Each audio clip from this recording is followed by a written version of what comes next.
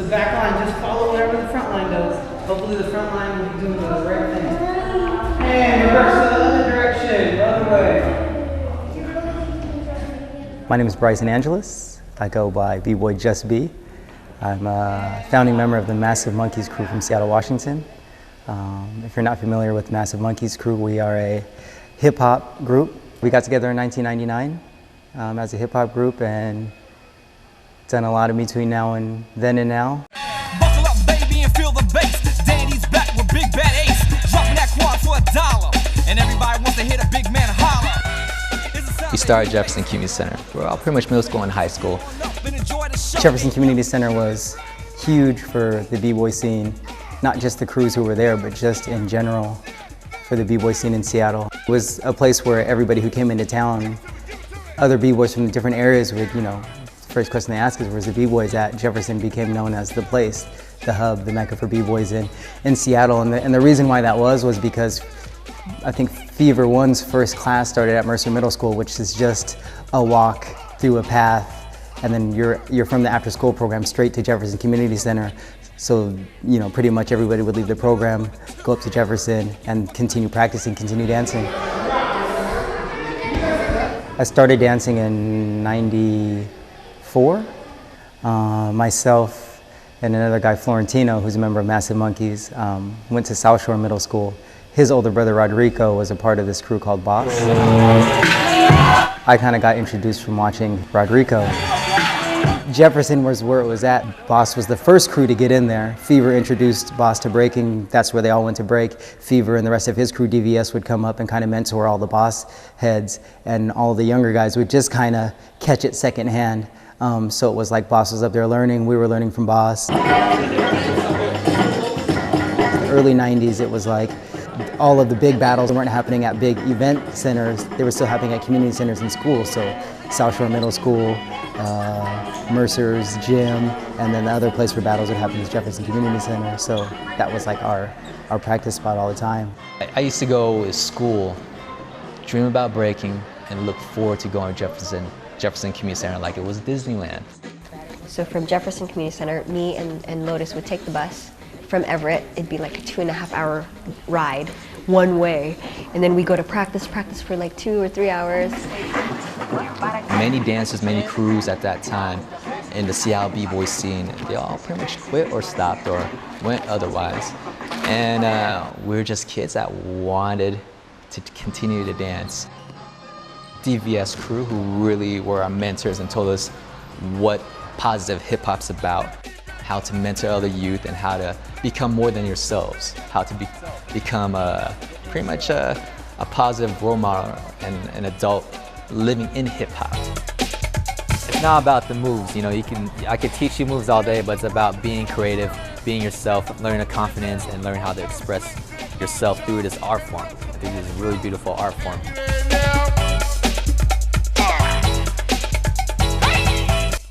First World Championship title was in 2004 at Wembley Arena in London. For the 2004 World B-Boy Championship, welcome back to the stage, Super Crew and Massive Monkees! And that in itself, it was a 4-on-4 competition. Twix, Juice Boogie, Bryson, and myself. And we battled several different countries in order to win that. And it was one of the biggest competitions at that time for us. Yeah.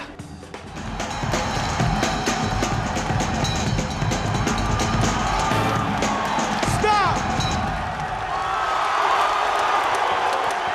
Ladies and gentlemen, your 2004 World B-Boy Champion, Massive Monkees!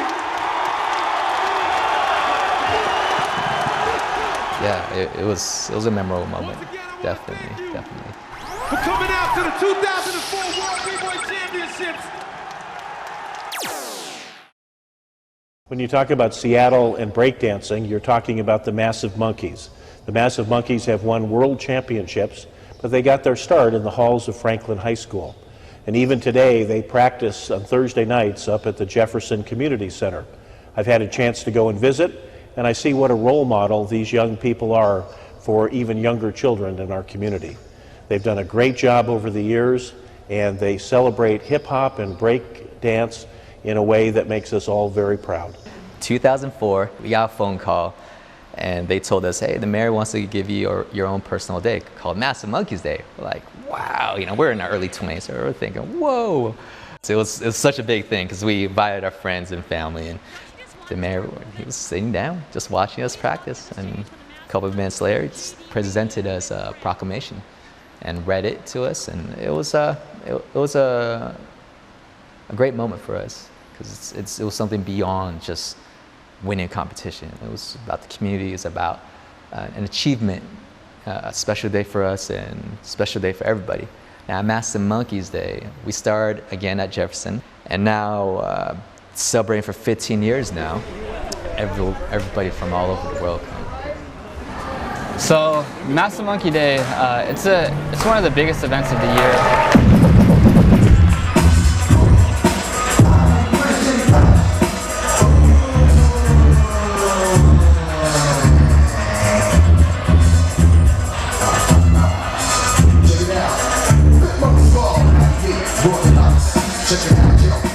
It exposes the breaking scene to a lot of b-boys that we otherwise wouldn't have seen.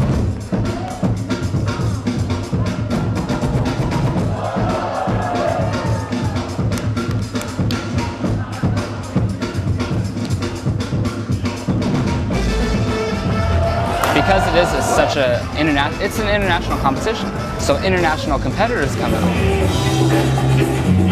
And you get to see things that you don't see locally all the time, which is really cool, and it really brings back to the community. I think that's what the biggest thing is.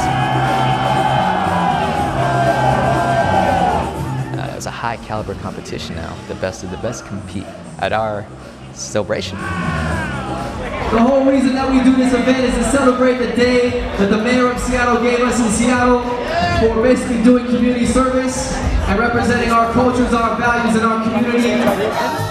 And the biggest part, I believe, is why it's so successful. It's not because, you know, what we've done, titles we've won, and being on TV and so forth, but our vibe. And our vibe is family. Our vibe is, it's not just a celebration for Massive Monkees, it's a celebration for everybody, for all the b-boys, b-girls, for family, for friends, for people who don't even dance, who just want to have a positive experience. It is a competition, but they're bringing back to the community through Massive Monkey Day, through having the beacon open, and every other aspect of what they do. So.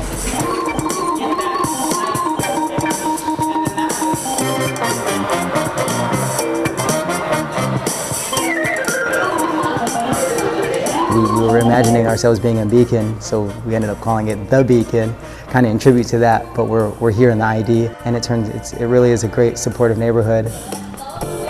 Before opening the studio, we were looking at some different areas. We knew we wanted to be in Seattle. Beacon Hill was a big place we wanted to, just because that's the neighborhood where we really came up from. But then we're made aware of the opportunity through Storefront Seattle. And what Storefronts is an organization that helps artists get into open storefronts that are unused. And one of the major neighborhoods that they are helping, trying to develop is the ID. So when we told Storefront Seattle what we were looking for, it took a while for them to find a place.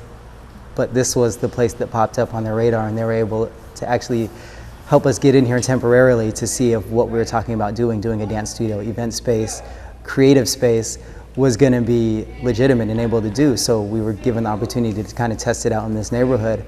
This neighborhood turned out to be just a great neighborhood to do it.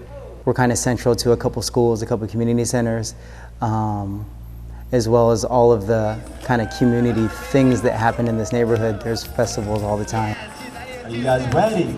Yeah! We're working really hard right now. They feed off your energy. So, are you guys ready? Yeah! 1, 2, 3. They're rocking. Make some noise for the volunteers.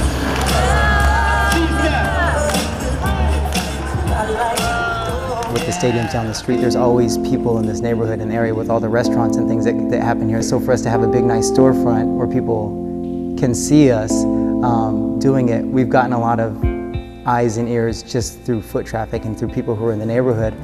The other thing that we're doing that's huge here is our after-school program in partnership with Extraordinary Futures. There's a need for kids in this area to have something to do, so we're getting a great response at our after-school program. The after-school program is important because it gives a chance for the young people to explore their creativity and also build positive adult relationships. So whether that be us being there for them just to talk and hang out, or even work on some moves and learn new dance skills. Growing up, I didn't have an after-school program, and we didn't have anything like this. So that's why it's important for us to try to create that for them, for the kids now coming up. International District and South Seattle has just really low-income families living here. So for there, I think we know a lot of those kids need that support and that help and that mentorship. So that's why I believe it's important to have that here for them. Hip-hop and after-school communities, they kind of go well with each other because, well, for us, we use that as an engagement tool. So we use it as a tool to engage with the youth, to connect with them. That's kind of why I feel it's important, and the two kind of just mend together here. Yeah. Breaking and hip-hop is a way to open up people into thinking differently and thinking outside of the box.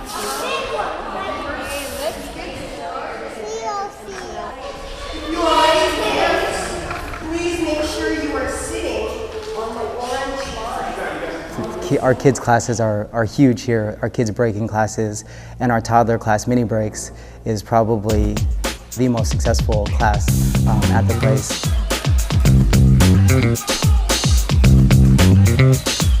When you kind of think about it initially, it's like, oh yeah, that age group is too young to learn, like they might get hurt easily, like it's too crazy for them. But then if you really think about it, it's like, wow, these kids had just started to learn to walk and maybe talk, and they're like, I don't know, they're not really scared of things yet. They don't know things are scary, usually, or most of the time. So it's actually a great thing to introduce to them so they could explore their bodies and moving and also develop listening skills and socialize with other kids.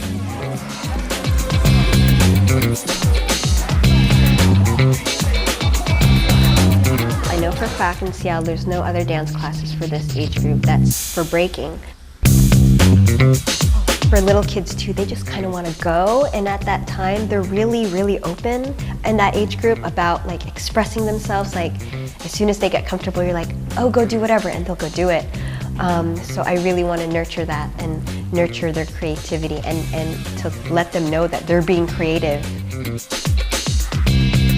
So when I got into hip hop, I was very disenfranchised youth.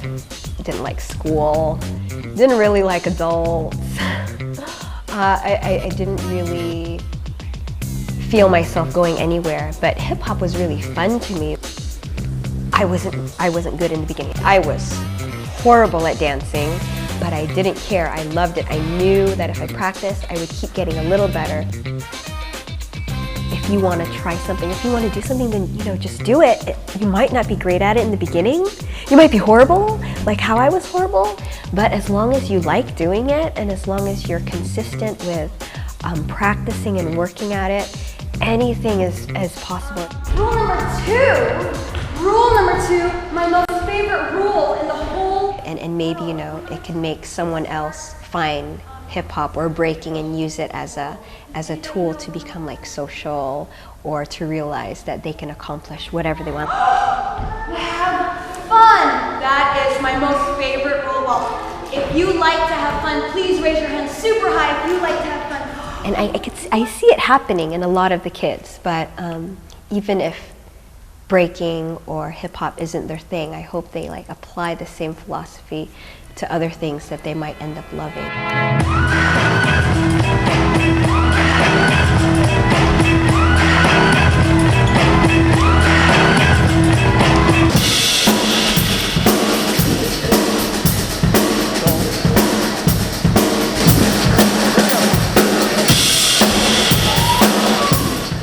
19 years old, I started teaching after-school programs. I was teaching Denny Middle School and Mercer Middle School. What you guys want to add or take away? I went to Denny Middle School.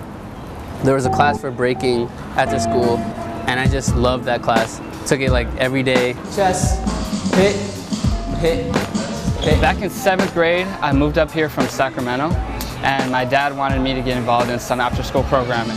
Denny Middle School, get on, y'all! And he finally signed me up for breakdance, and it was kind of, it was new to me. It was challenging. I hated it at first, but after a while, I dominated my first move, which is called the hand glide, and then from there, this newly inspired confidence came out, and so I just stuck with it. In the cafeteria at Denny, there was this group of dancers. They were just practicing for a show, and you see this one guy just staring at them from the floor, and they were dancing on the stage. So as I was watching for maybe a minute, the guy that was instructing turned around and noticed that there was a little kid just looking from the window. So he gestured for me to come here, and I came. He's like, all right, well, do you like what you see? I was like, yeah, I don't really know what I'm getting myself into, but yeah. He's like, would you like to join the class? And I was like, yeah. I didn't know what I was about to do. I didn't know what kind of dancing it was. I just saw people on stage with a lot of body movement, and I was like, you know what, I think I can see myself doing that. About 8-9 years later is where I'm at now. Teaching my own classes, spreading on the message that drum taught me. Well, Massive Monkees, they're like my mentors in breakdancing, and they're more than just mentors, they're like family. They help me with any problem in any way. Yeah, it's definitely just probably the best experience that I could have ever had, because you know, high school, obviously, like, hard to find something to fit in, and then like breakdancing, I don't really have to fit in school. I can fit on out here, you know, and then I have like a different family, you know, so I have my family, and then I have this family, you know, and it's always great to be a part of like a big community. Jerome was always there to like guide us into the right direction. It wasn't just like the dancing, it was like we connected on every level. So it was really cool to be connected, because all of us had the same passion for the same thing. It helped a lot of like my friends, you know, we all came from different backgrounds, and it was like some tougher than others, so it was really good to, it's really positive, like we all show each other love as a community. These kids were improving tremendously, and they'll do shows here and there, and that's great. But I want a competition where they can build their character, have something to look forward to, build their skills, and also build teamwork. So I started doing battles. All out, last round. It's gonna be 8 to 10 minutes. All out battle. And I would just set up a competition and have them go at it. And it was just amazing what potential and that came out of that, and how they really took themselves to the next level as a group, as teamwork, and as individuals. And I got to see leaders, and I got to see a lot of kids evolve. Cleveland and Mercer, to my right. Cleveland, Mercer. From that time, now 17 different schools, hundreds of kids now battle each other, and we call it the Massive Break Challenge. We need one person to enter in the one-on-ones to make it an even bracket. So it's been a very successful league now, because my whole idea was, if basketball, soccer, football can have games, or have a league, why not breaking? And so Massive Break Challenge is the official B-boy, B-girl, high school, middle school league. As you know, we'll have one more Massive Break Challenge next month, and then we're going to the grand finale where there's 800 people that's going to watch you guys at the Folklight Festival, Bagley Wrights Theater. Okay, so that's a big deal. Okay, that's a big deal. Having Massive Break Challenge at the Bagley Wright Theater, and a very professional theater and stage, and happening during the Folklight Festival, is a huge thing for the kids, because I will tell the kids, make sure you tell your mom, make sure you tell your dad, make sure you tell your brothers, sisters, all your friends, make sure you tell your principal, your teachers, people that you love or you appreciate. it's your time to shine and show off. So they could acknowledge and see, wow, this is why my kid is practicing in their kitchen floor, practicing it in the hallways at school, or doing after school programs, because they could see how big it is for them and how professional it is. Now you see a kid on stage, that person is doing a solo in front of hundreds of people. My goodness, that's going to change the kid's life. And I want parents to see that. I want teachers to see that. So when they see a kid in the hallway banging the floor, they know why. It's that kid that's being passionate. It's that kid that can be the next world champion. It's that kid that can change people's lives worldwide, not just in the community, but worldwide. I'm really grateful for Jerome, for Massive Monkees, for the Beacon, the studio. I think they're like really up there. They're making the Seattle scene really big here. Yeah, it's having that grit.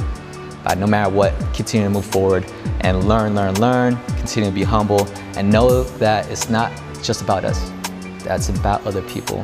It's about impacting people with what we have and how we can inspire others, and from little kids to adults. It's for our friends, our families, for the city of Seattle. It's for our students that we don't even know yet, that we're going to meet in the future. That's my goal and my treat, I think, from doing classes, to get to pass that opportunity on, to realize, you should do what you love and enjoy what you do. Being a part of hip-hop, Massive Monkees, working with kids is what I love to do, helping them grow. The dance life, it completes me. It makes me who I am. We've learned a lot through breaking, just what it means to be a part of a team, what it means to put your work and discipline into something, to have goals, set goals, achieve goals, to have a vision and bring your vision to life.